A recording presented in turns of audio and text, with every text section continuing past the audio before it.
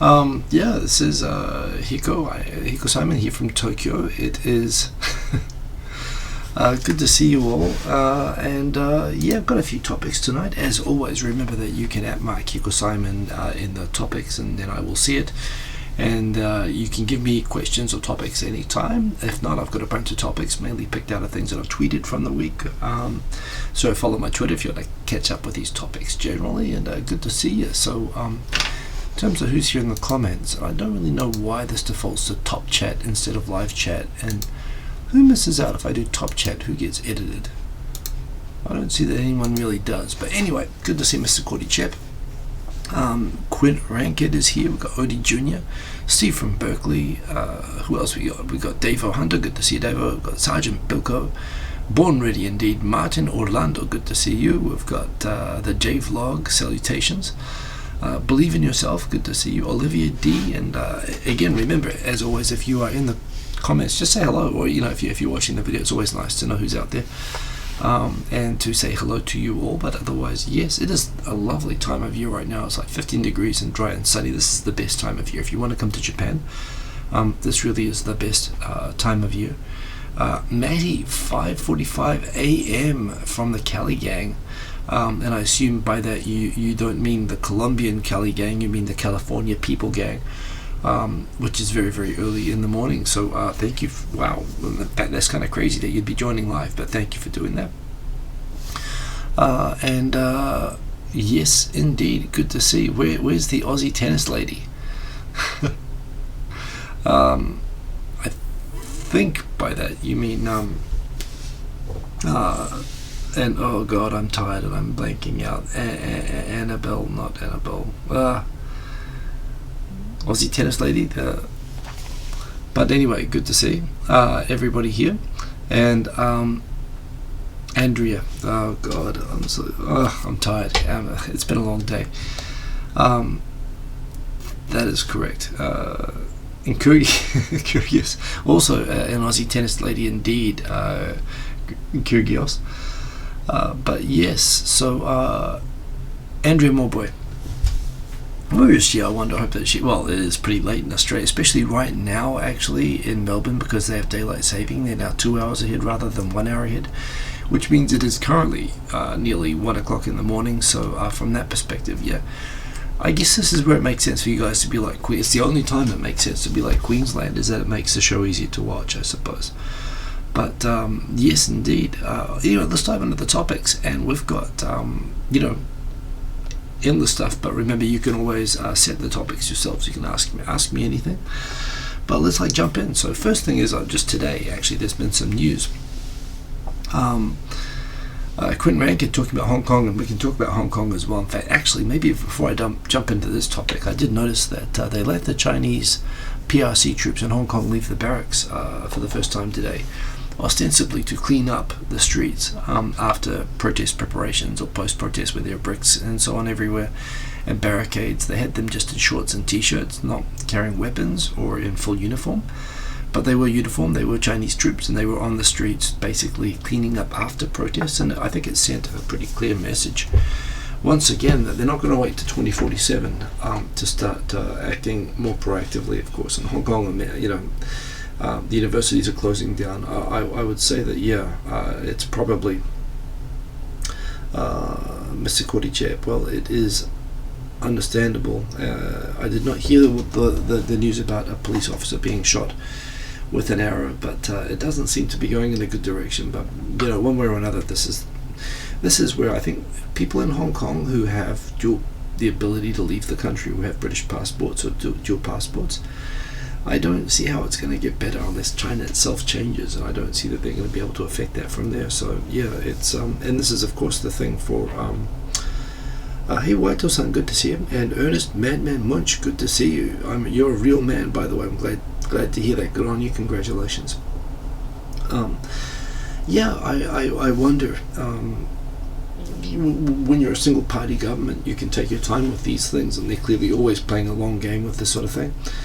So yes, I don't really see what people in Hong Kong can really do other than, of course, to support them, to enjoy, to protect the sort of rights that they have, is something that we all do and should do. But in the end of the day, whether it happens now or 20 years from now, hey, Brian McNeil, good to see you, and congratulations on your wedding, sir.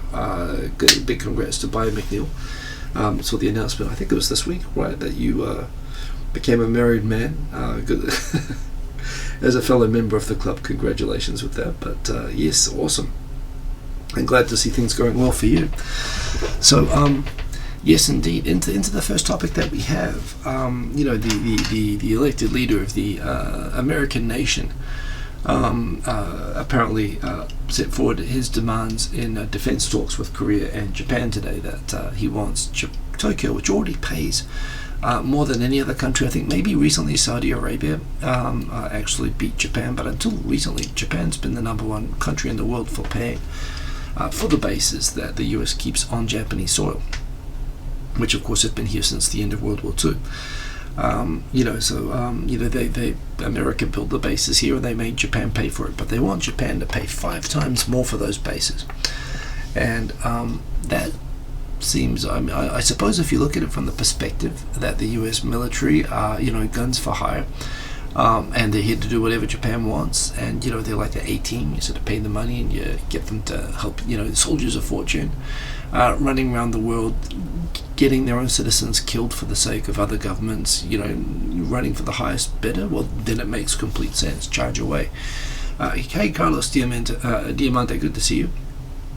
And yes, indeed. I mean, if they've gone from being the world police to the kind of the corrupt police that shake down people in the neighborhood, that goes on to just being outright paid gangsters and mercenaries, I think this actually makes complete sense. It's coherent foreign policy, and congratulations to America. If America, however, is now going to start basically demanding payments from all the people that, if those bases, my mistake, I thought the bases were always in Japan in order to project US power and interests in the region, and basically including the suppression of Japan and occupation of Japan post-World War II. And of course, ensuring protection of South Korea and Taiwan from regional threats and so on. But basically to protect US economic interests and strategic, defense interests in the region.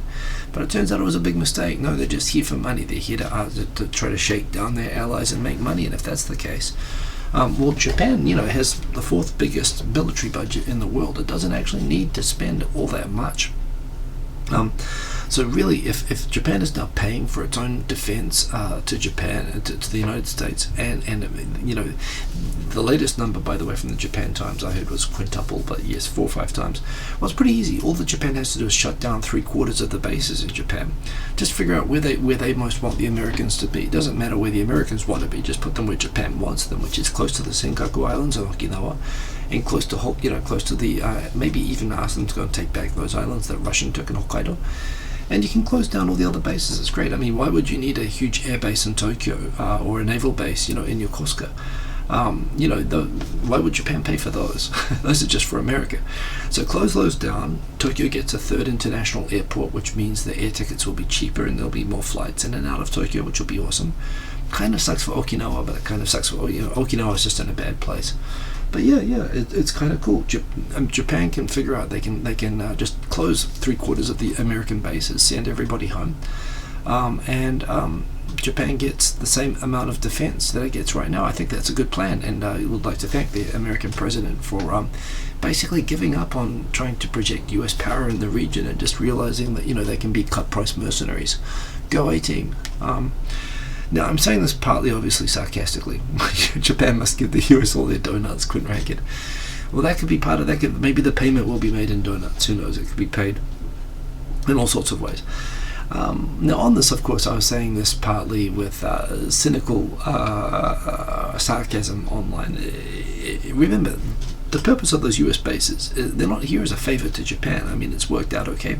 Japan has learned to work well with being a de facto protectorate of America. In fact, they've turned it around into being one of the most successful economies in the world. So no question it's helped. But those bases are not here for Japan. They're here for America. And just remember, 10 years ago, when the Democrats in Japan thought about suggesting that the US close one of its bases in Okinawa and put it on a different island, Hillary Clinton, completely lost her crap. And basically the Prime Minister of Japan had to resign the next day. she lost her stuff so much.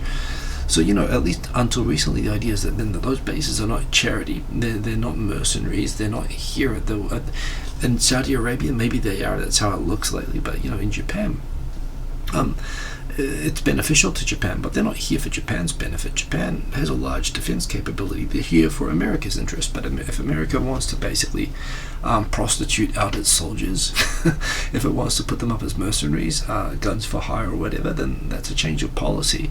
But if that's the case, then Japan should be able to get a better deal out of the bases. And there's a lot of bases that from Japan's perspective, are unnecessary. So it seems a little bit silly. Now, all of this said, I've also seen people saying on Twitter, well, isn't it good that we don't have America as world police anymore?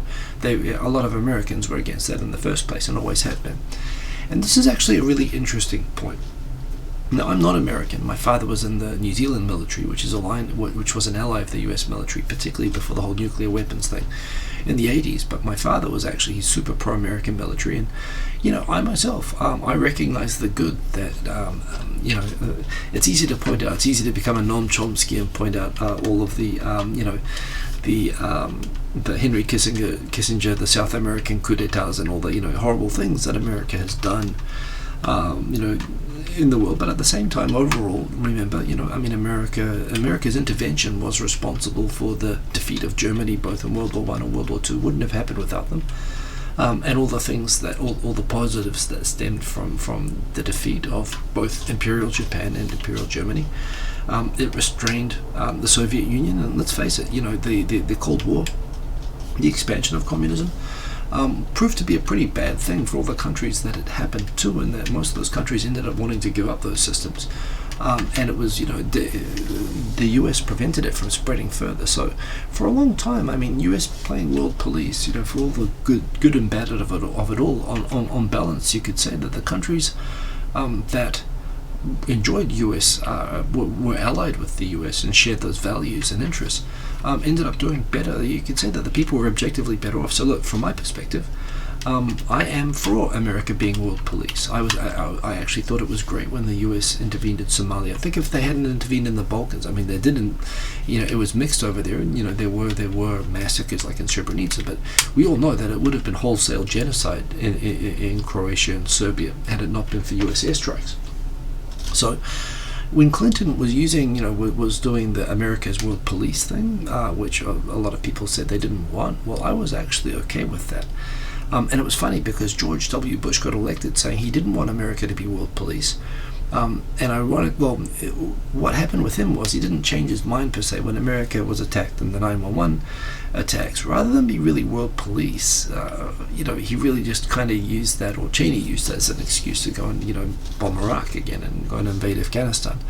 But it wasn't really as a police sort of a thing. It wasn't a situation like Somalia or the Balkans. So look, here's my view. I think those bases in Japan are essential for the economic and the security of the region here. And I think it's terrible that the US is actually converting their perception of their own perception of these bases over into being, mercenaries pretty much, by the idea that these are something that the US just wants to make money out of. However, that said, if you're American and you don't want your kids going off to wars all the time and getting killed in other countries fighting other people's wars, well, frankly, I'm not American. I'm not going to get drafted into the US military. I'm not going to get sent to Syria. I'm not going to get sent to South Korea, and I'm not going to be shot as an American soldier, trying to pay off my college fees or whatever. That's not, it's not me or my kid that's at risk of being in the US military and becoming a victim of US being defender of the world. So look, the perspective that Trump also represents, he pissed off a lot of people by at the last minute pulling back from doing a war with Iran, which a lot of other Republicans would have gotten into. He pulled US troops out of Syria suddenly, which is being roundly criticized for how it's abandoned the Kurds and frankly left them in a terrible position vis-a-vis Turkey. But he said, why do we want our kids dying in shitholes and spending money on it? You can point out all the negatives of it, but at the same time, fundamentally, the fact that Trump has said he doesn't want the US to be spending so much money, like a big chunk of the US federal budget is spent on defense and fighting wars that, just America just feels like it's stuck in, and he's just saying, well, pull them back. Why pay for these wars? Why pay for such a big military? Why not just, have some peace, or not so much have peace, but why get involved in wars in shithole countries? That's pretty much what he's saying. And look, here's the thing. I think that's completely legitimate. I appreciate and I'm thankful for the fact that America actually, one, has always expressed values that are more than its own naked self-interest, and two, that it's been willing to stand up for people, even like in places like Somalia and Bosnia, where there was no financial need to do it. It's not always the case like that. Obviously, it's also gotten involved in Iraq for really no good reason there, and there are other wars which have clearly been bad. But overall, is the world better for having idealistic, hegemonic powers? I generally think it is, and I support actually those bases being there. What disappoints me is again the whole attitude that this is going to be kind of a mercenary thing. But look, if these are going to be mercenary type bases, if this is going to turn into a protection racket, then honestly, Japan's got no choice but to defend itself anyway. And if it's going to pay, and if Japan's going to pay for in exchange for protection, well, then that protection might as well serve Japan's interests. Literally put the bases right beside, go invade Russia and get Japan's islands back for it. Literally be Clint Eastwood, be hired guns. It seems ridiculous to me that the US would fall so fast, but it's doing that in every other respect. But look, at the same time, it's up to Americans. If you want to vote for a president that will bring your troops home and not get them killed, well, I can actually respect that, and that's a choice that's not mine to make. It's a choice of Americans. And it'll be really interesting to see what happens in the next election. But for now, this is kind of ridiculous. I mean, again, America is entitled to do whatever it wants, as is Japan, and this might be a good opportunity for Japan to become a little bit more independent. But in any case, and knowing the current administration that was elected in the Electoral College by a large margin in the US. This is also, no question, it's linked to the trade talks, which are about to move on to autos, and this could just be a source of pressure on Japan. But it looks like extortion. So there you go. A lot of comments there. Quint Rankett, a US base in central Japan might be a good idea. What's their tactic? What's a good tactic for invading the country? You mean America invading Japan? Well, they've done it before, so they can just roll out the old one. Quint Rankett, you're sure that there's no benefit to Japan? The US in Japan acts as a tripwire to when you're offered one country, two systems. The tripwires, I think, are more in Okinawa, which is part of Japan, but no question Okinawa is a tripwire. I don't think that Yokota is. South Korea is totally a tripwire. And I remember when Donald Rumsfeld offered to take up President Roh's suggestion of withdrawing the US troops, causing Korea to fall into a panic, which served them right, frankly, for their brinksmanship. Soppy, good to see you, Soppy, and Tech Art 2, good to see you. Steve from Berkeley, also good to see you. Soppy, it looks like an opportunity for Japan as a single issue, but the wider frame of Japanese quiescence to the US, I think they'll end up paying for the bases they don't even want. Well, it's probably true, and that's what Japan already does right now. Japan already pays more for those bases than anyone else does. But in the end of the day, remember, those bases are not just there for Japan. They're there for the US, and they're there for Taiwan, and they're there for, and the question is, does Japan want to take over that responsibility? And it doesn't. I mean, again, you might as well be giving Taiwan up to, if you're talking about really, defense conditional on payment, well, frankly, I mean, if the US really wants to be soldiers of fortune, take the money from Taiwan, go put the bases in Taiwan.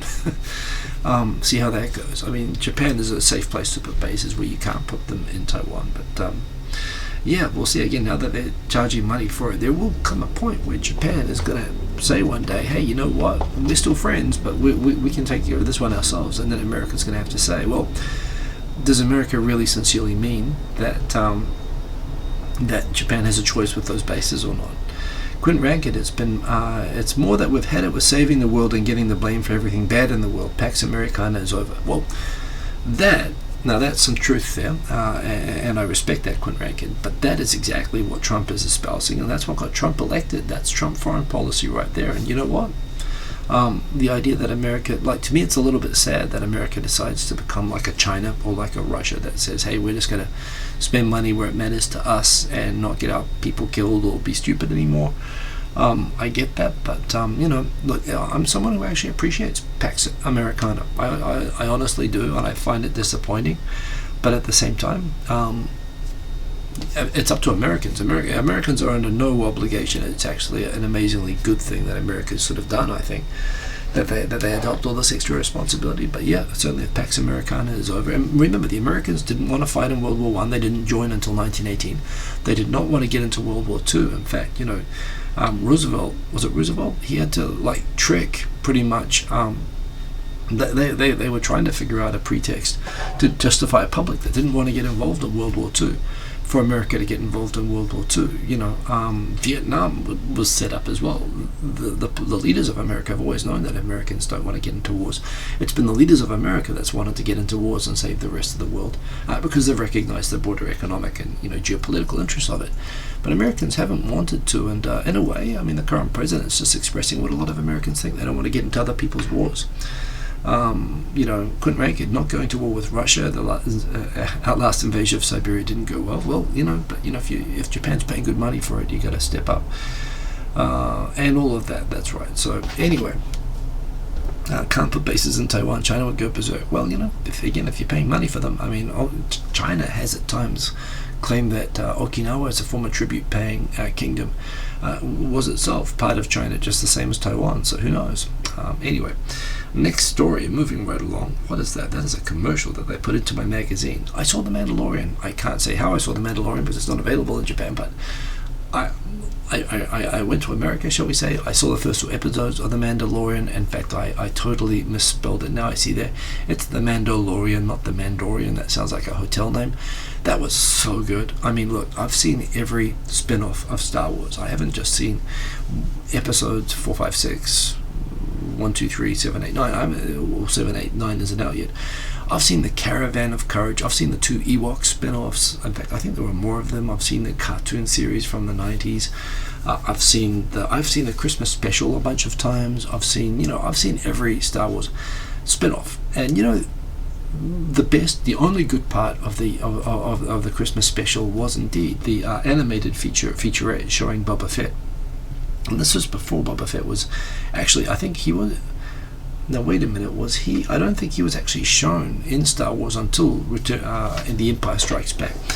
So the first Mandalorian to be shown was actually shown in the Christmas special, and that was actually, there were a bunch of sort of in-jokes and references dropped to the Christmas special in the first episode of it.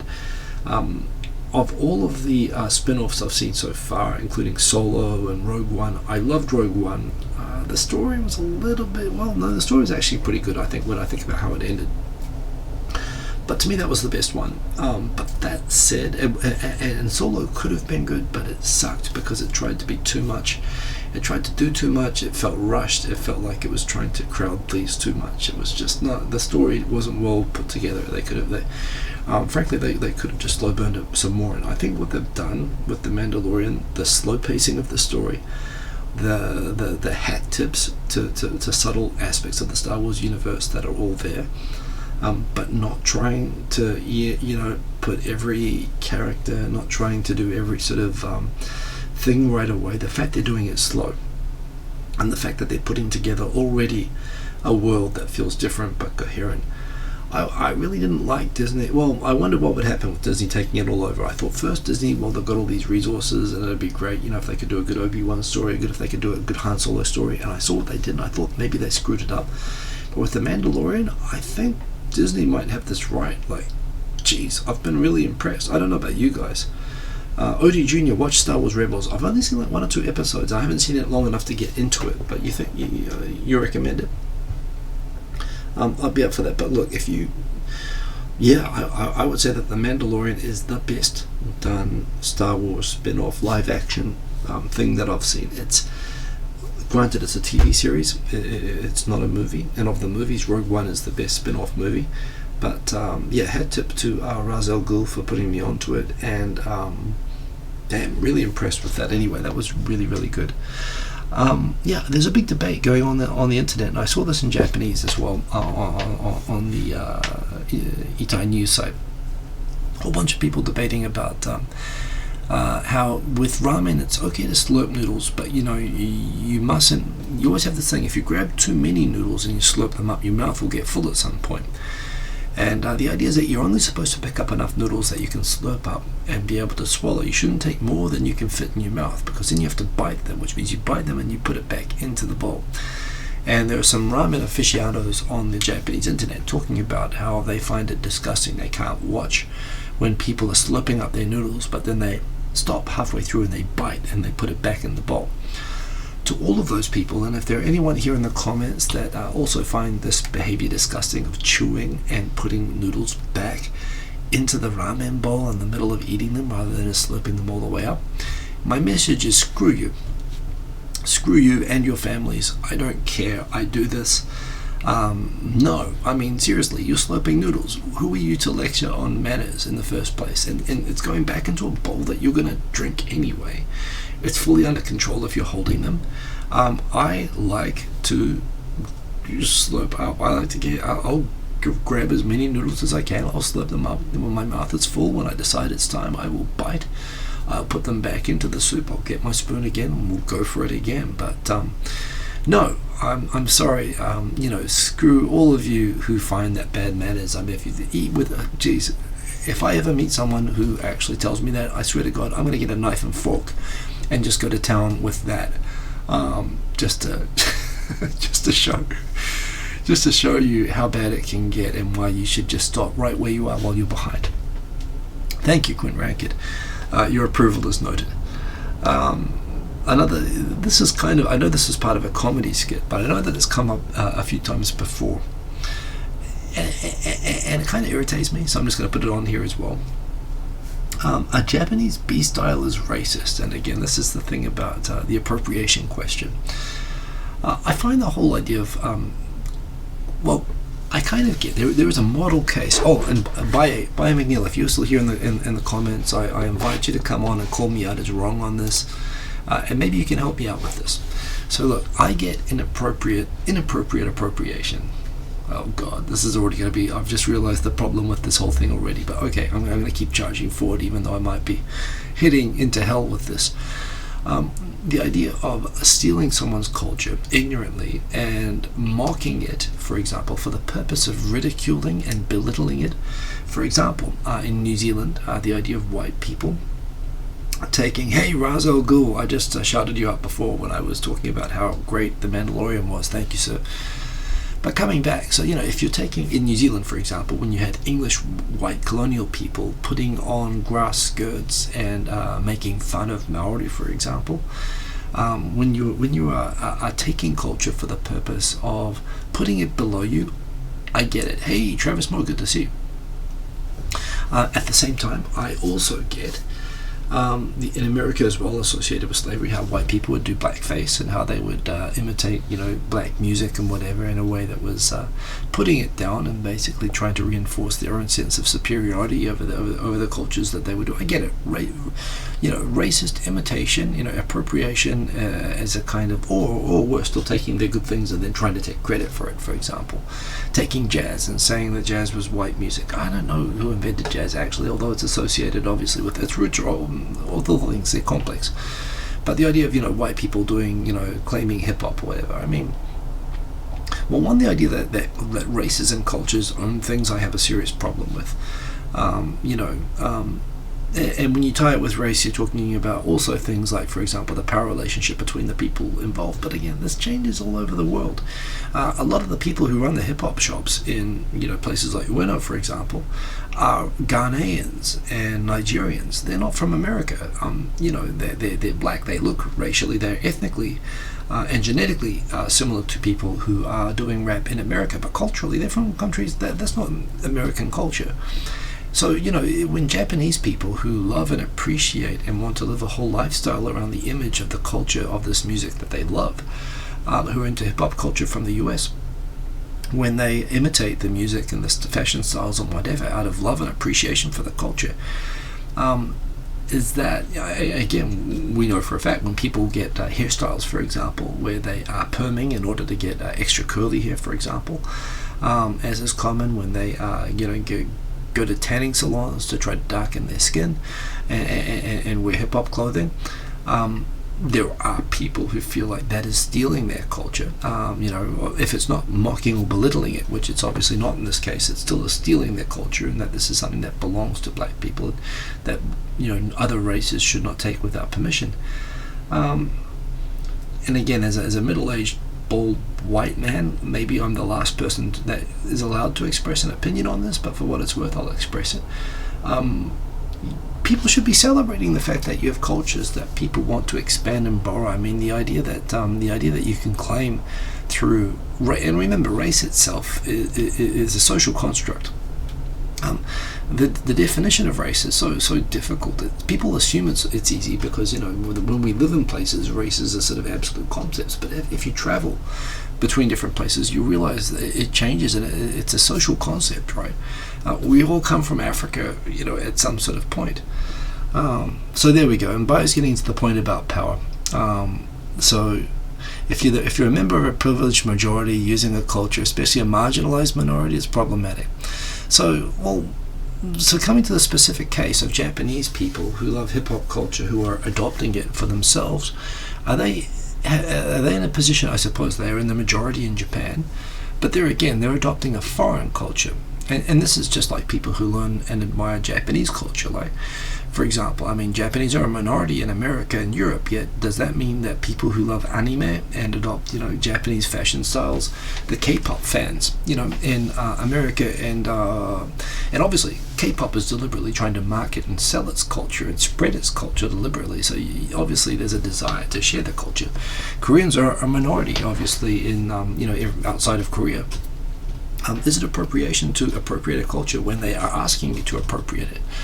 When people are making money, when black artists are benefiting economically from the adoption of their music and their fashion from Japanese consumers, is that a bad thing? So I don't know. It's a difficult. I do get it. I get it when it's being used. The quintessential case of people who look like me and from my background coming to a place like New Zealand and mocking Maori people with it, and people going to America and mocking black people or minorities and taking the good parts and pretending that they didn't do the hard work and taking credit for jazz, taking credit for and putting down and mocking. Like, obviously in the negative it's really easy to understand, but when it's actually appropriated in the positive, it gets also complicated when it's not done quite the right way. And who owns it, right? Who's got the right to say? You've got people who are making money from it who are saying, please buy these fashions, and you've got other people saying, hey, you wearing those fashions is offensive to me because that's my culture. I don't know what to do with that. I really think, again, I know this is simplistic, and I know I'm not in a good position to be debating this, but I think if it's positive, if it's taken, that people should, we should always try to understand each other and be sensitive to one another, of course, but to the extent that, people are embracing other cultures, I think that's what the world needs, personally. So is Japanese B-style, given that it's done as a tribute culture, and hell, it's done buying products that basically, you'd hope benefit, at least in terms of the music and fashions, that it's benefiting people from the culture that it's appropriating from, who are selling to them. They're sending the stuff over to Japan for people to buy and enjoy. So I don't know. I do have a problem with appropriation. I mean, half my life I've spent appropriating Japanese culture, and of course, in my country and globally, I'm part of an empowered majority. In Japan, it's funny, I'm kind of an empowered minority, although I try not to take it that way. But but sure, I try to appropriate culture. I try to appropriate the culture, be it on a and culture of how many levels. It's such a difficult topic, of course. But yeah. So of course, and what Bai is pointing out as well is the difficult aspect that the definition of racism is also tied to a power aspect, and this is where it gets tied into that concept, and it's really, really difficult, of course, around that, because it's a fluid, that in itself is a fluid definition. But Mr. Kordychev is not a difficult topic, or maybe I'm asking for it, but that's right. It's it has difficult areas. With anything cultural, because again, when you're talking about social concepts that are designed by and basically defined based on the people in the room, such as race and culture, it's fluid. You take someone from one room, you put them in a different room, the power dynamics change, the culture dynamics change, and that's why this is that's where this becomes difficult. They're not simple. If you think it's simple, well, that's where the problems can arise. Although I think there's a big chunk of stuff which shouldn't be too difficult. So yeah. Simon, I'm not one of the people who think blanks can't be racist. No, I'm not. I'm just acknowledging that definition exists, and when you want to get into this debate, I'm trying to figure this out in a way that I could get the broadest group of people to accept, including people who so and this is kind of where, like as a white person, of course, we've not only encouraged people to appropriate our culture, we've forced people to appropriate our culture. And I've got no problem seeing people wearing trousers, but of course, I don't, even as a minority in Japan, my position changes when I travel from place to place. But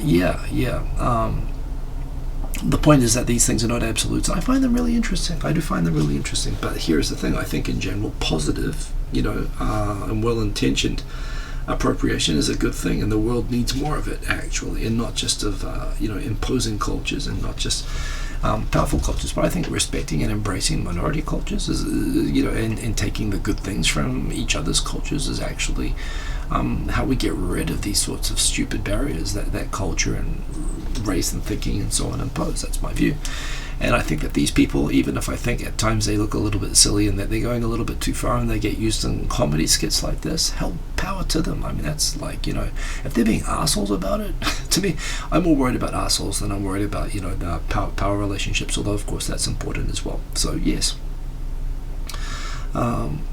Mr. Court, this is the whole point. If it was done in a mocking way, if you have white people doing the haka in a mocking way, apart from the fact they get the crap beaten out of them, if they did it in New Zealand, but if it's done in a respectful way, it's a good thing. And don't forget that haka is part of New Zealand culture.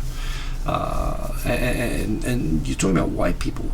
There's more Samoans in the New Zealand rugby team than there are Maori now. And actually, Tana Umaga, captain of the All Blacks, he was questioning himself whether it was appropriate for him to be doing the haka. So it's difficult. They can be mocking unintentionally. They certainly can. This is where we get into, and there we go. The whole can of worms goes. That's right. There's two ways, I suppose. There's microaggressions where it can be subliminally doing it, and there's just simple ignorance where they can be intending to be paying a tribute, and they're not. And this is where it actually, the haka is a great case. The University of Hawaii, a Polynesian, cultural state of the US, their university football team started doing an imitation of the Maori haka, and most people in New Zealand thought it was awesome to see an American football team from Hawaii doing a Polynesian war dance, doing a Maori war dance. But a lot of people from New Zealand felt like, hey, there's Hawaiians appropriating Maori culture. They don't speak Maori, they don't understand what it's about, and they're doing this dance to impress everybody. And this is the whole point. Everybody's always going to see it differently. Personally, I thought it was cool, but this is the problem. So. Yes, it's complicated. Sorry, but this issue for me, like I say, if it's done with good and positive intent, including the intent to correct if they're found that they're mocking or whatever, I think it should be encouraged. That's my personal, simplistic response to all of this, even though it's obviously problematic. This is a thing. There is going to be in Minami Machida. There's going to be an all-you-can-eat Kentucky Fried Chicken opening up soon. I don't know. To me, Kentucky Fried Chicken is just a whole lot of self-hating and regret that I tend to have, but I can't help myself eating it. It's a great thing. It unifies us all. Everybody loves Kentucky Fried Chicken. So, but yes, apparently you pay 2,500 yen and you get a salad bar. You'll get if you add an extra 1,200 yen for all the salty food and oily food, you probably do want this drink bar. You get unlimited drinks, and 2,500 yen, you get 90 minutes unlimited Kentucky Fried Chicken. But that said, I think if you spend 2,500 yen on chicken just for yourself, you're going to get enough without the tabe hodai, honestly, and you're probably going to have a lot of leftovers in the fridge. Whereas if you go to a buffet, I don't know, how many of you think that you could eat more than $25 worth of Kentucky Fried Chicken in one sitting, knowing that you can't take it home in a box? If you think about it, it doesn't make sense. But just the idea that you were going into a Kentucky Fried Chicken with no limits,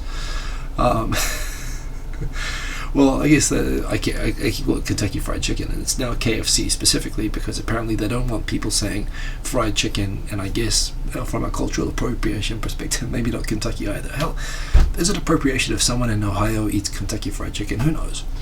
But yes, in any case, if you feel like appropriating chicken, Minami Machida is the place to go. I suggest you take a psychiatrist with you. Too much of a good thing. That's right. If people in New York eat Kentucky Fried Chicken, is that appropriation? But there you go. Obviously, they're trying to sell it. But this is the point. Literally, the Colonel is trying to sell it. That has problems that run deeper than I'm willing to go into. But all I'm going to say is that Minami Machida, if you ever feel like doing something incredibly stupid, which actually, something like this I would do. Like after a rugby game or something where you're just craving meat. That's what I do when you used to go to Outback and just eat steaks and stuff like that. But yes, indeed. Anyway, that is a thing. So there you go. Non-native creative, a creation of Arisha in Tokyo. For those of you who know her, she's been around the community for like 10 years, doing a bunch of projects. Lately been associated with online English teaching, but has been doing a bunch of stuff around this. I got interviewed actually by Metropolis, if you've got a Metropolis magazine. Big feature on her and some other creatives this week, where she was featuring her new project, Non-Native Creative. That is Meg Igarashi, who is awesome. She is a video creator who's actually recently had videos that were submitted into some European film festivals and stuff. She's a Tokyo-based Japan community a video creator, and she is awesome. She is the first guest that has been on the podcast. It's on Apple Podcasts, Spotify, and on YouTube. You can watch the interview. I watched it yesterday.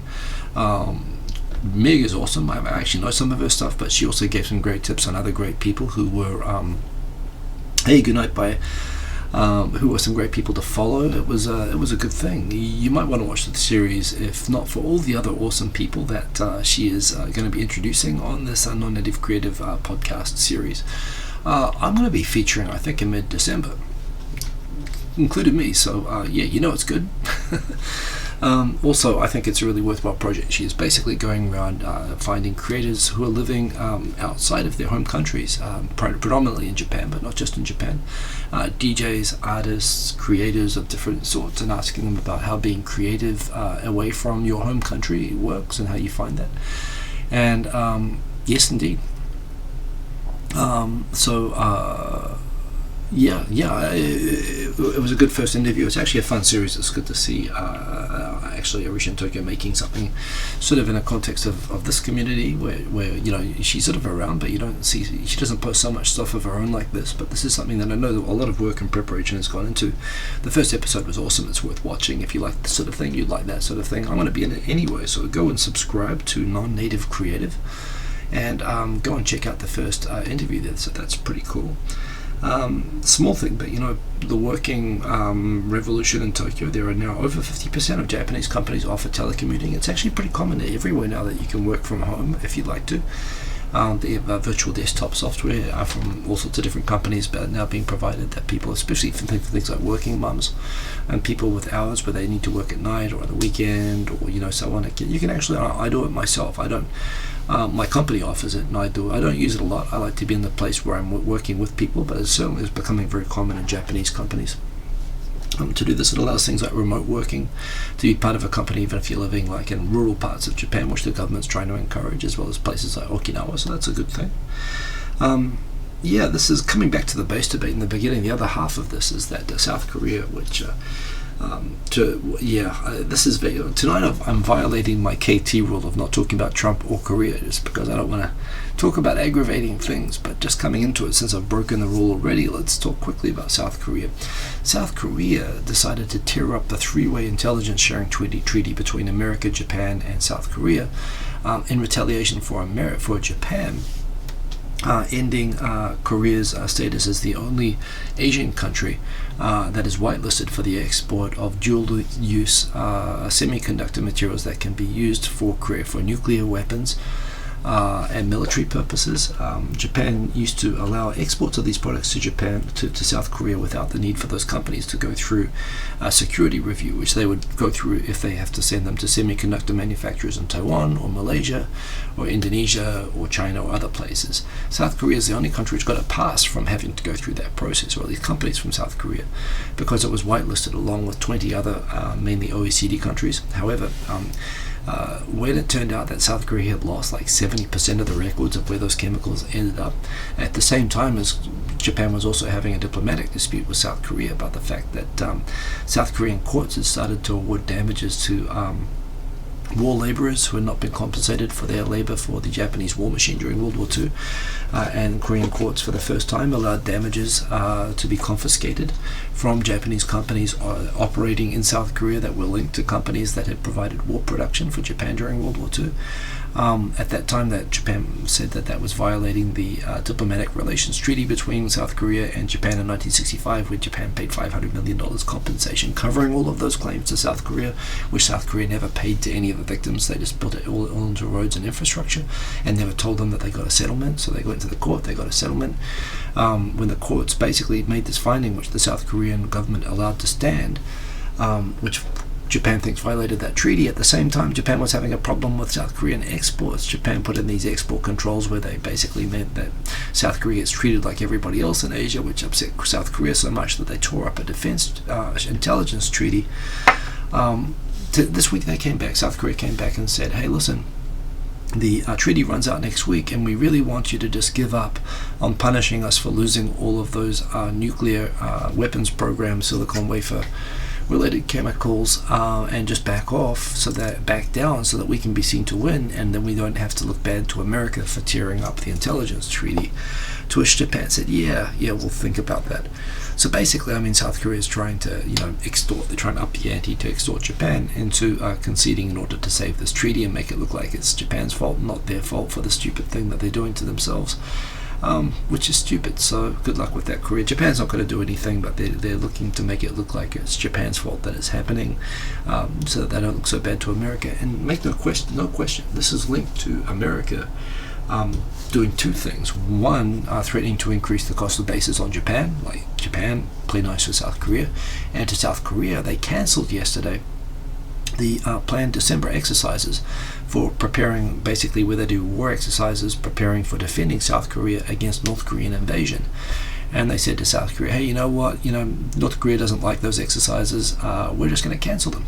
So they cancelled them, and that is no question, that is also from America saying to South Korea, boom, stop being silly, tearing up defense information sharing treaty. So America sort of said, hey, why can't we all just get along? Which, it's funny, America says that when it's not its problem. When it is something like Iran or some problem that America has and other countries tell America to chill out, it's like, no. Yes, this time it's the other way around, and America is basically slapping everyone around. But South Korea said, hey, Japan, why don't you be cool, just give up so we can solve this problem, please. So there you go. What are you going to send to me? $50 a tube, controlled nuclear chemicals. No, thank you. But thank you for the offer. But no, don't do that. Rochelle Kopp of Japan Intercultural Consulting, and also of Japan Business Time, wrote another good article. She's been writing a number of articles for the Japan Times recently, including Ditch the Debate Tactics when it comes to persuading Japanese colleagues on a course of action. This is kind of a Japan Business Time article, and it's a good one. It's one that I've tackled on this channel before about how to argue with Japanese people, where she kind of took clearly she based her article on the show the video that I made 10 years ago with the Gakuraman and Victor, Give Me a Break Man and 11 Colors, where I showed how the difference between how Japanese people debate and how Westerners often debate. That was actually a really good video. That was like 10 years ago now, but people are debating if something a dog or a cat. Rochelle clearly steals my entire thesis on this. No, not actually. She goes through and she actually offers some additional better advice, where she says if you want to present an idea, rather than coming in and starting arguments with everybody, particularly in English, it's better to go and use the prepare a presentation in the same format that people use, prepare lots of data. People like to see sort of proof to get them comfortable. They also like to see precedents, so go and find precedents to show that it's been done before and it works and it's credible and it's not just your word to take for it. And if you do get into a debate about it, rather than bumping up against people and saying no, not that, this, instead people generally try to focus on similarities and areas of agreement and expand those. It's a nice way of debating, and it's something which I've taken on myself. So Mr. Cordy Chap, I see what you're saying with the butter, and I will not be butter baited. Stop it. But yes, anyway, she talks about those different strategies for getting your point across and winning debates in Japan, and I think they, in my experience, they work. I endorse them. I think they're really well summarized, and that's a good thing to go read. Oh, that's Arisha in Tokyo. So she's just started non-native creative. Go subscribe to that. Please go support that stuff, and look out for my episode that's going to be on that. And yes, there's a feature of her talking about that in Metropolis this week, which is available online and in the magazine itself. So that's pretty cool. Climate change. I don't know. It's like, so in Japan again, of course, we've had now some of the biggest and most destructive natural disasters ever. I mean, just the last couple of years, you think about it, we had the Great East Japan earthquake and tsunami and nuclear accident. Then we've just had one of the biggest typhoons in history just a few months ago. And these things are running through. They're causing the earthquake obviously is not climate change linked, but clearly the increasing frequency and intensity of typhoons is easy to associate with typhoons. Power is generally dictated by the warmth of the water that they pass over, so it's easy to link. Venice as well, all these other things. That is so funny, Mr. Cordy Chip. YouTube just censored you saying that you will eat your butter on your own now. I wonder what that means.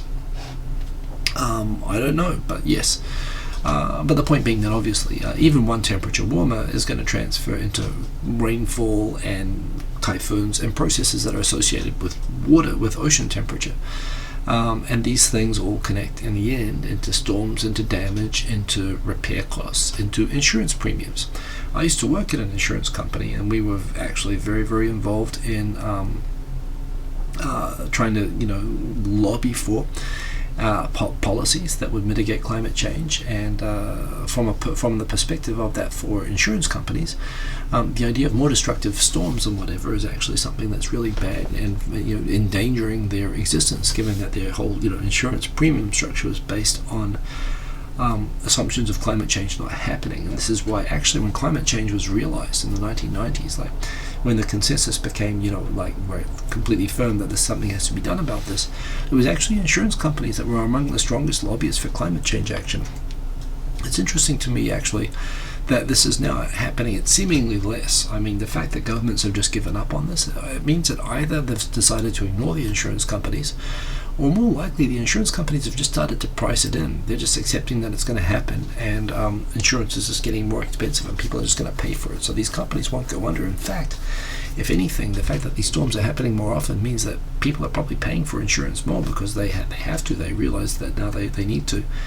And I don't know, this is another thing. I mean, to the extent that the world seems to have given up on trying to fight climate change, I mean, instead of increasing nuclear power, we're reducing it. We're going to more thermal power.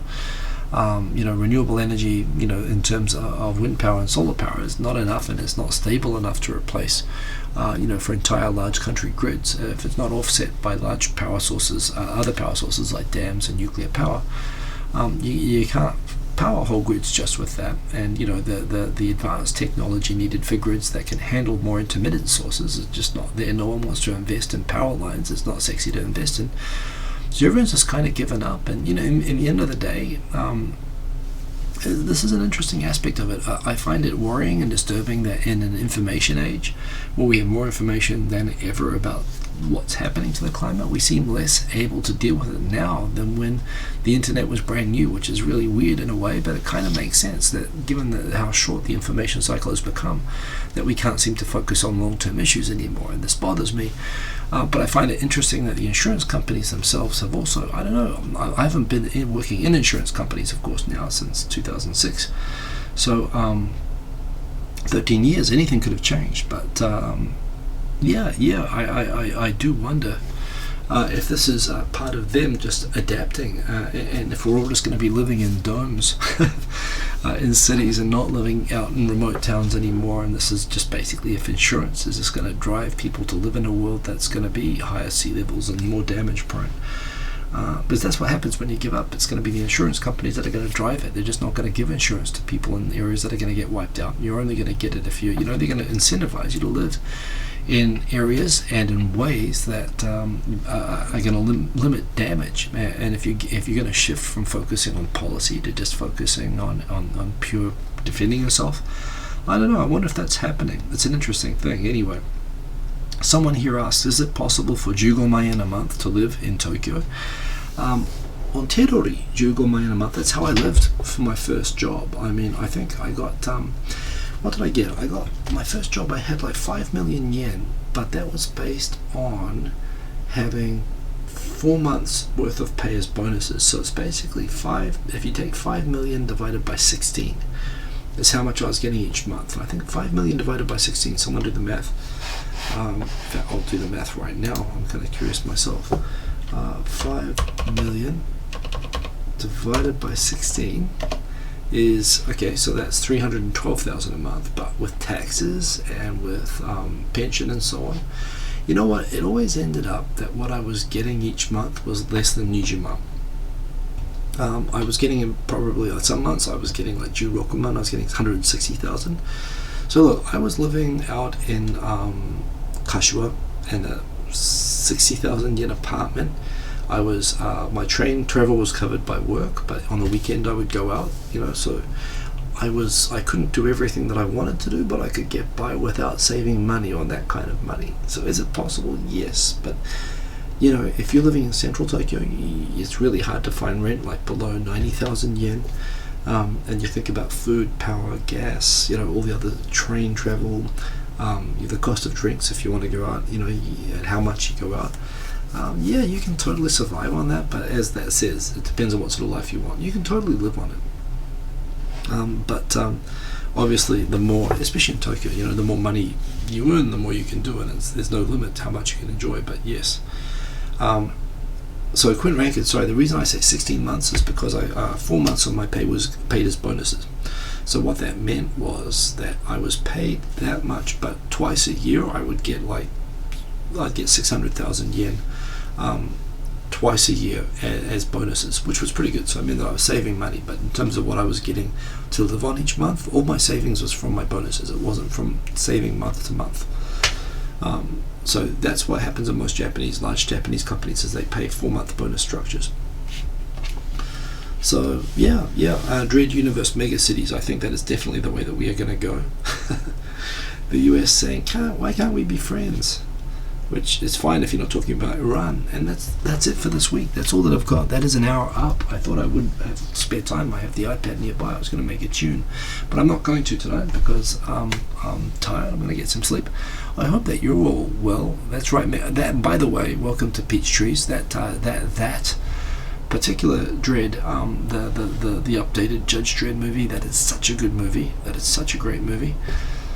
But yes, anyway, hope you all enjoyed that as usual. Thank you for joining me and keeping me calm. Keeping me company. Why did I say calm? I'm sorry, I was distracted. I was reading I like Iranians. The ones I meet are very friendly. I like Iranians too. To me, it's actually like, and Iran is a huge country.